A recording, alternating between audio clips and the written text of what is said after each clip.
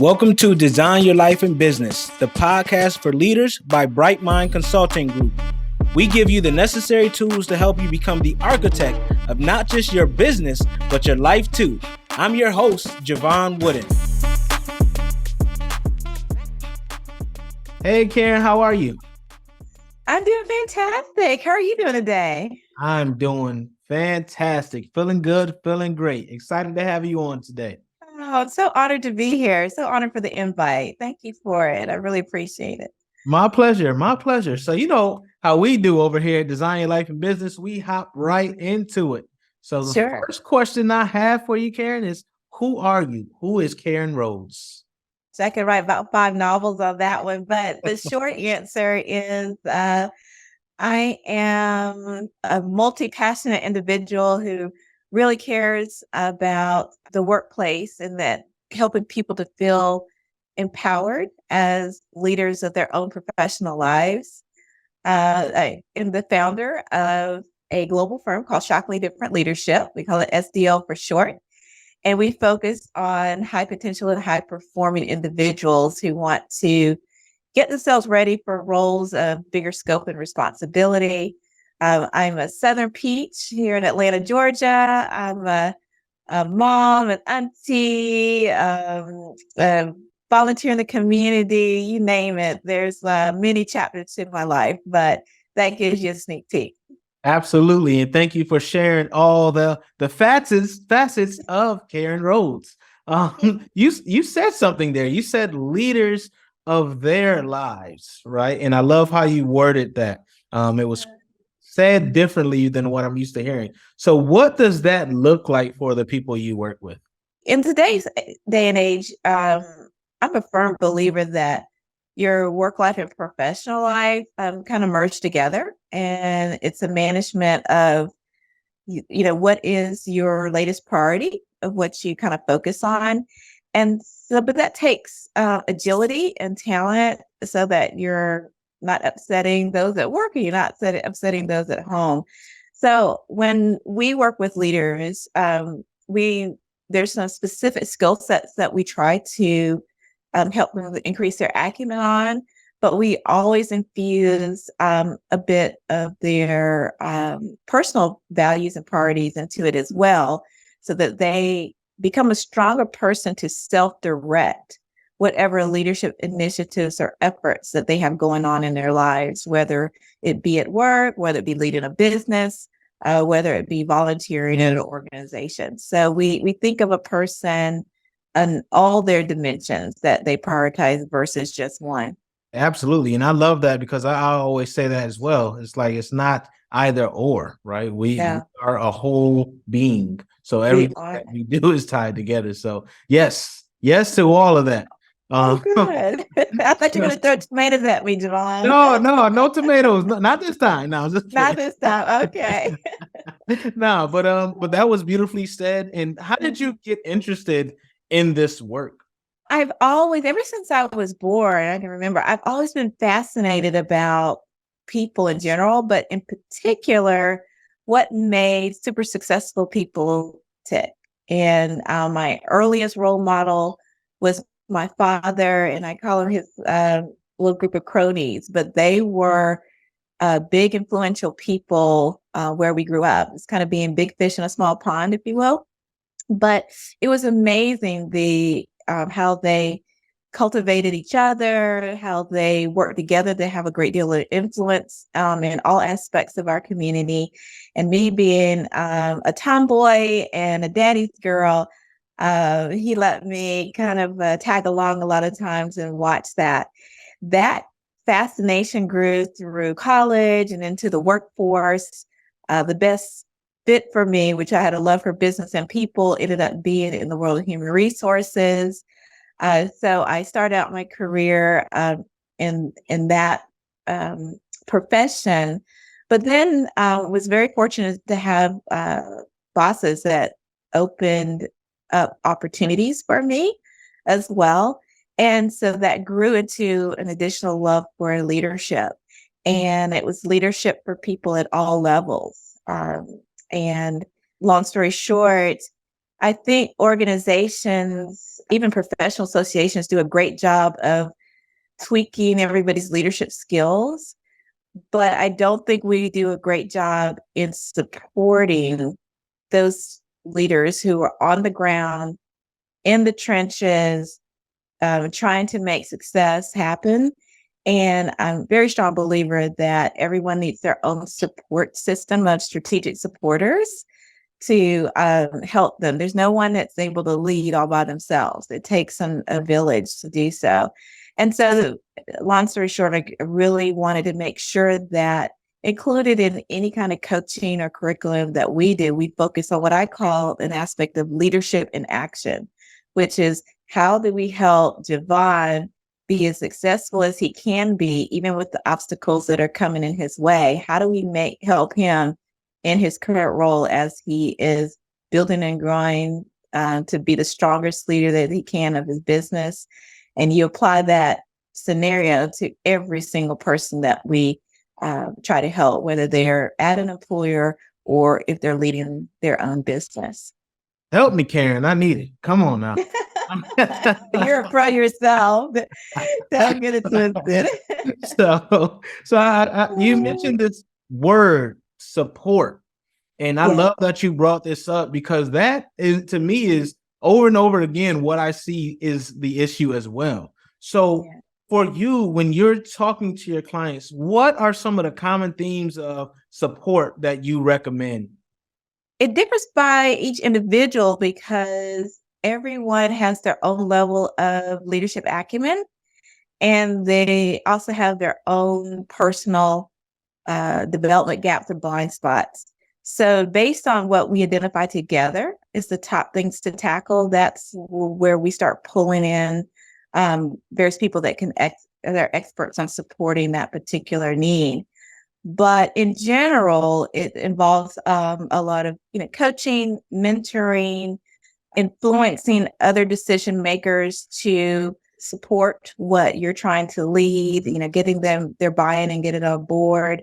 It's a multifaceted approach, but I always try to treat any individual as an individual of one, because they're going through business dynamics and workplace dynamics and personal dynamics that are vastly different their colleague that sits next to them.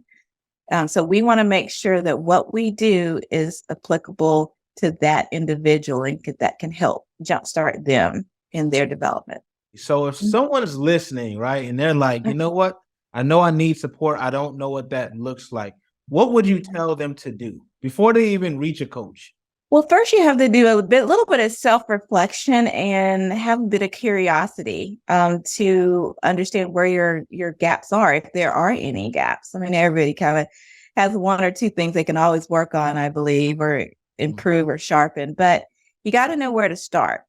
So I would get curious by, if you have no clue whatsoever, I would start by trying a few assessments and kind of seeing where your preferences and blind spots are. I would reach out to colleagues that that have worked with you quite a bit, that you give them the space and grace to be honest with you or some constructive feedback where you could potentially improve. And then I would also, especially if you're an employee in the workforce, review all your past performance reviews. See where your previous managers have said there were areas of opportunity. Start there. So get curious about that, and then you can, build from there. Your research has found that the elite leaders or performers, they set themselves apart by differentiating value, right? Yeah. Can you tell us what disruptive differentiation looks like from your experience? I will. It's not as hard as it sounds. Let me just say that to your. I had to bring it out there because I'm like, let's talk about it. Yeah, well, let me just give just a tad of context.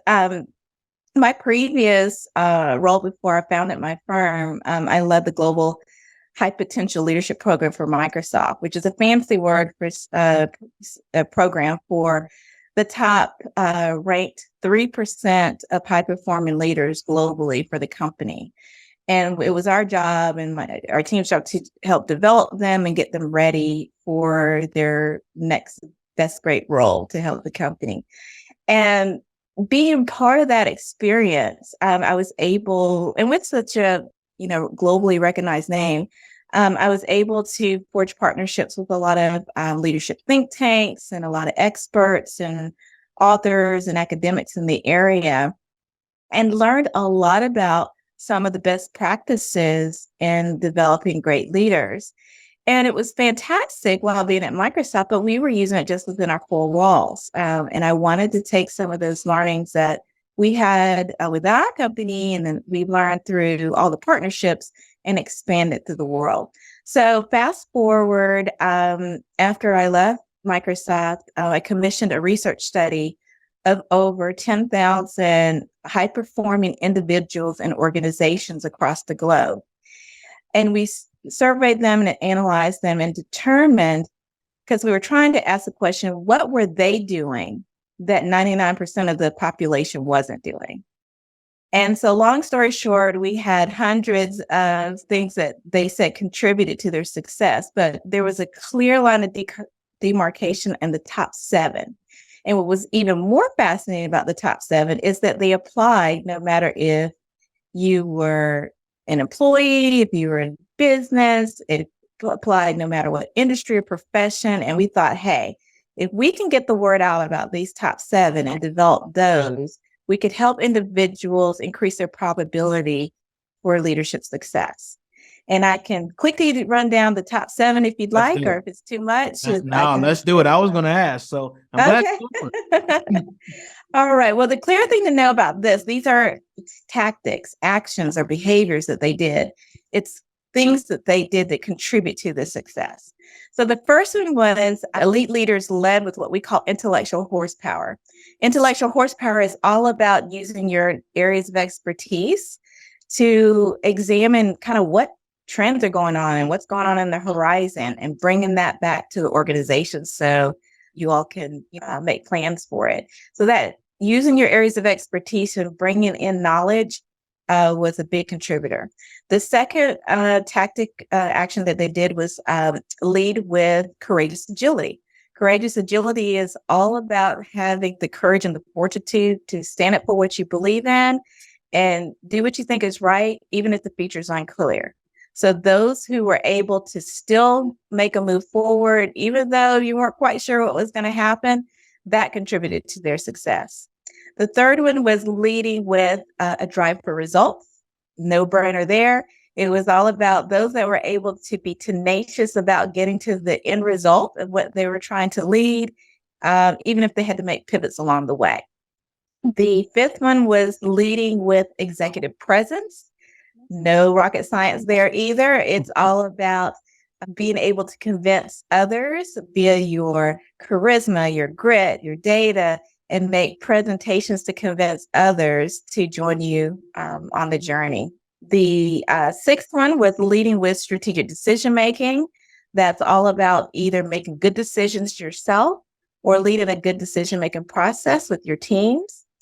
The sixth one was leading with entrepreneurship, was all about improving your products, services, or processes, either in your profession, if you're working at an employer, or in your business, if you're on your own business. And then the last tactic was leading with stakeholder savvy. It's kind of the sister tactic to emotional intelligence. It's all about having great interpersonal skills and being able to adapt based on the social or professional situation that you're in. So it's meeting people that you're working with halfway, getting to understand them, and building relationships from there. And those are the 7. Thank you for sharing that. And I hear a common theme about using your intellect, using your insight, but then also leaning on others, right? Leaning on others, Yeah, and taking action. And taking action. Absolutely. Yeah. Absolutely. So those sound like things we know we're supposed to be doing. So why don't we do it? What stops a lot of leaders or potential high performing leaders from doing those things that they need to do to get to the next level? What we found in the research is it wasn't for a lack of understanding these seven. I think your audience members can easily understand the seven I just rattled off at its core, what they are. Mhm. But it was putting them into action that was tough. The roadblocks that happened because of changes in the industry or office politics or pandemics, if you will, things that are unforeseen that you just don't know how to get around or solve, people seem to freeze. Human nature likes consistency, things that it knows. That's what our human brains have been taught. It's the whole flight or fight thing. As long as you're comfortable, you're going to stay status quo. If you fear instability or if you fear that things aren't going to go well, then you look for outlets or other pastures. And in leadership, a lot of times people default to inactivity. If you're not sure on what to do next, or if there's a roadblock that you can't figure out, then you kind of retreat back to, your status quo, or you look for greener pasture somewhere else. It happens in the world of work. It also happens in the world of business. When people are leading their businesses, if they're not sure how to increase profits or they're not sure how to get additional customers, sometimes they think, oh my gosh, I'm frozen. I'm not going to be able to sustain this business. And then they'll look for other opportunities or they'll watch their businesses decline just because they don't know what to do. So it was that whole fear of not being able to handle obstacles that come their way. And that's why I'm a big advocate of making sure you have a network of support, because it happens to us all. We all have times that we just don't know what the next step should be and need additional insight. But there's nothing we can't figure out short of reversing a murder, right? That's what I always tell people. There's nothing we can't course correct short of committing murder. So it's Right. just finding out how you can address your roadblocks so that you can continue to move forward. Well, what are some ways that we can look to address the roadblocks individually? And also, on top of that, how can an organization support, right, these seven principles to ensure that we're taking action? So I'll take the second part first. I'm an advocate, and I do this. I speak at a lot of professional and HR conferences where there are business leaders and HR leaders there. And I advocate that they include in all of their development curriculum what I call leadership in action training. This is where you take these top seven and even more that the participants come up with and actually work with them through roadblocks that they see in their day-to-day jobs or in their day-to-day activities. So adding that to your leadership development curriculum is very important. If you don't have a leadership development curriculum and you're just trying to tackle it yourself, then you're going to need to lean on processes like mentorships, finding great mentors who are experts in what you're trying to do so they can give you additional insight. Sometimes it's getting a coach. I know there's a lot of coaches that are overused out there, but with a really great coach, they can really help you to make progress. And then I would say dive deep into your world of expertise. So it's your profession or your business market. Learn all that you can around that and learn who are the playmakers right now in those areas so that you can follow them, not copy them. You don't want to duplicate what they're doing, but you want to gain insights from what has worked and what hasn't worked to inform you on what you can do yourself. And, it'll come to you. It'll take some time. But I'm a firm believer if anyone has the right data, guidance, mentorship, and advice, usually we're able to figure out a path forward. No, that's so true. I mean, a confused mind doesn't take action. So once you get a little clarity, you can do some things. One of the things I found that has worked with some of my clients as they look to develop themselves as leaders is actually performing a SWOT analysis, right, on themselves. Right. Identify those strengths, weaknesses, opportunities, and threats. And we're not going to go into that, but that has actually been like one of the things that's caused a lot of breakthroughs as I've been coaching and consulting. So So thank you. That is a great point. We have to understand that there's a human component to a business. And if that human component is not operating how it needs to operate, we're never going to get the organizational growth or change that we're looking for.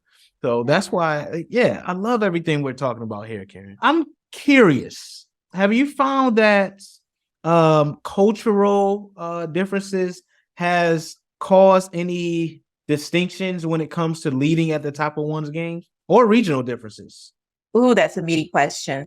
Let me say this.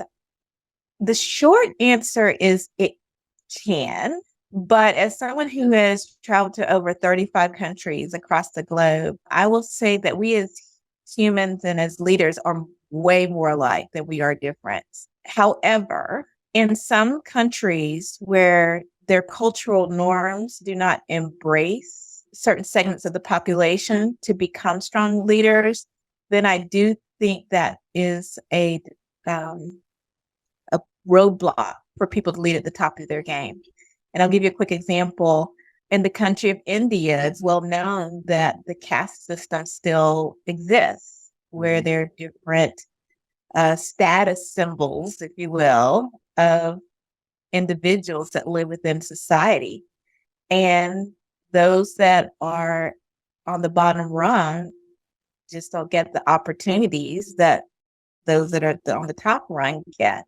And you can find a lens of that in probably every country that you go to. It's no secret that some countries in the Middle East, don't welcome females to go to attend school. So of course, it's hard for them to really and truly lead at the top of their game on a global basis, but I'm sure they try to do so within their worldview and in their reality. So I say that to say it can definitely impact individuals, but it's amazing, the human spirit. Nobody wakes up wanting not to lead at the top of their game.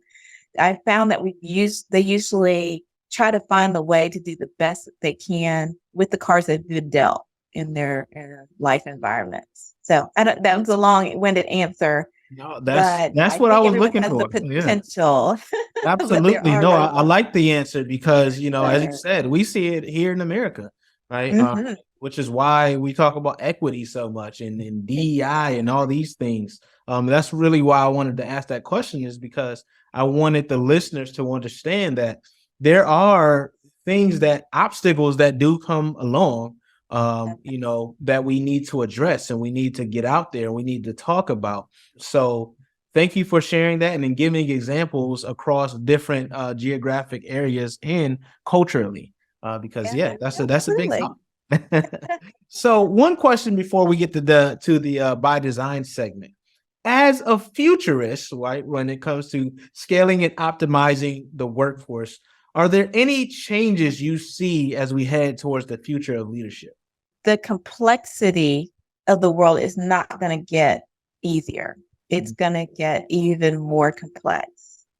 And in the world of work, I'm finding, and I talk about sometimes at the end of every year, I do mega trends that are going on in the world of work. The skill sets that leaders, both the today and tomorrow, are going to have to develop and manage are going to be extremely challenging. And what I mean by that, leaders are going to have to focus on more segments of the workforce than they've had before. I can reasonably see, even now, it is current now, but in the very, very near future, a leader having to manage the work of their direct reports that report to them, vendors and consultants that are helping to supplement the work that they may not have enough headcount for, AI and other technological advances are going to be doing a lot of work. And a leader is going to have to manage and infuse and direct all this work, as well as communicate with colleagues more intensely across the globe. So in every single industry right now, our company is seeing the advances and complexity of how the world of work is evolving as a major thing that keeps CEOs up at night. So as much as your listeners can stay on top of their profession and industry as some of the trends that are going on, this will help them to remain very competitive within their business, their profession or industry. And those who do not stay on top of the trends that are going on, unfortunately, will be left behind. And because the world changes at a nanosecond, when you're left behind, you're not going to have 5 years to catch up. Absolutely. You're going to always be running on a hamster wheel. So do the work, put it in now. And when I say that, I just mean, maybe subscribe to the top 2 to 3 newsletters of leaders that are thinking, or think tanks in your profession or market, thinking about the future of your profession or industry, and take 5 to 10 minutes a week to kind of review what's going on, staying on top of that, because those will give you clues on how you're going to have to pivot and course correct in the future very quickly if needed. So just self-educate. I'm glad you listed how you stay on top of it with the 2 to 3 publications, right? And you said it doesn't take long. You just have to make sure you're staying abreast on everything that's happening in your industry for sure. Right. All right. So we're going to shift to the by design segment where I ask every guest the same 3 questions. You ready? I hope so. I know you are. I don't even know why I asked, are you ready? Because I know my guests are ready. At me. All right. What has been the hardest part about designing a life and business you don't need a vacation from? There's not enough hours in the day, Jevon. I have so much energy and passion about my team and what we're doing and the impact we're making throughout the world. I almost think sometimes sleep is a waste, but I know you got to have it to stay healthy. So, absolutely. If I could figure out how to add more hours to the day while still getting rest and staying healthy, I think I'd be a trillionaire. But that's what's hard for me personally anyway. Yeah, when you figure that out, let me know, because I feel the same way. Number 2, what is the best lesson you've learned on your entrepreneurial journey? Not to give up, but prepare in a way that gives me space not to give up. And what I mean by that is, when starting a business, I really made sure that our family's finances and things were top notch, and that we had, investments and money to be able to launch and grow the business. So we had the peace of mind that the lights are still going to stay on while, building the business itself. So making sure that you give yourself the space and grace through preparation to allow the business to grow and not have to give up at the first instance of a challenge. That's the key, especially now with the way the economy is. So number 3, what are 3 tools or tips that you would recommend when scaling a business? So first of all, I'd say the first one is to ask yourself the question, do you want to scale? And if so, why? What is it that you're trying to achieve by scaling? Because scaling your business is a huge undertaking. It's very complex, and it involves usually others by definition of scaling, almost.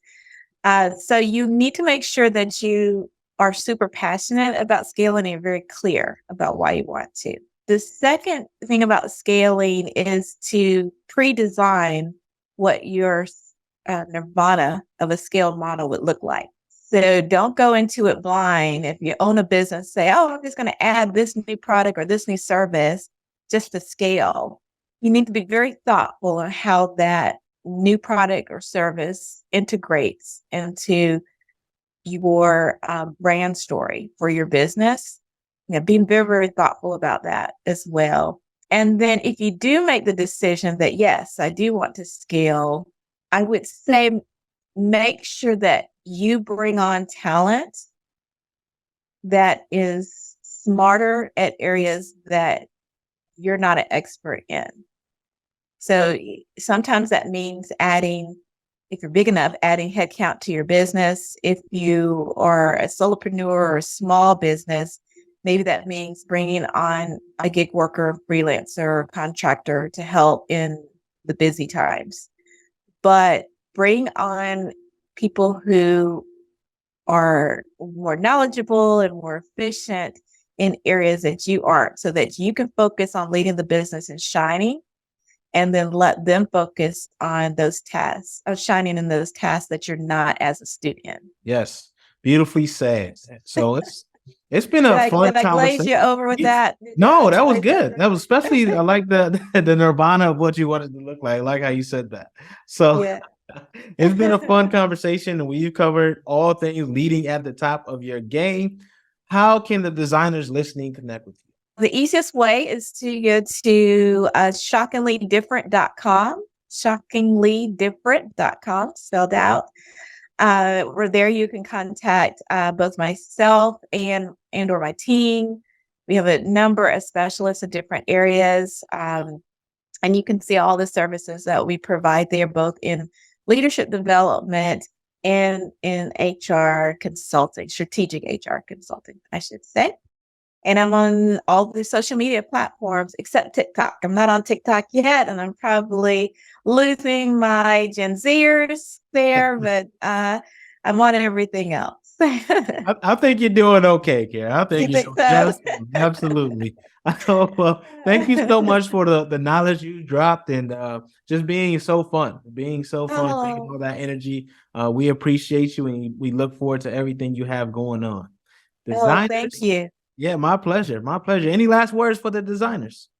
I'll just say, if you're curious about what are your triggers, leadership triggers, if I can share just a free quiz for you to learn a little bit more about yourself, if you go to shockinglydifferent.com/trigger, singular, TRIGGER, there is a quick quiz that you can learn a lot more about yourself and your leadership triggers. Awesome. And when you take that, let me know how it goes, because I want to know what your triggers are too. So appreciate you Absolutely. once again, Karen. And remember, everyone, keep ascending. We'll see you soon. Design Your Life in Business, the podcast for leaders, is brought to you by Bright Mind Consulting Group. To find out more about Bright Mind Consulting Group and how you can become the best leader possible, visit brightmindconsultinggroup.com.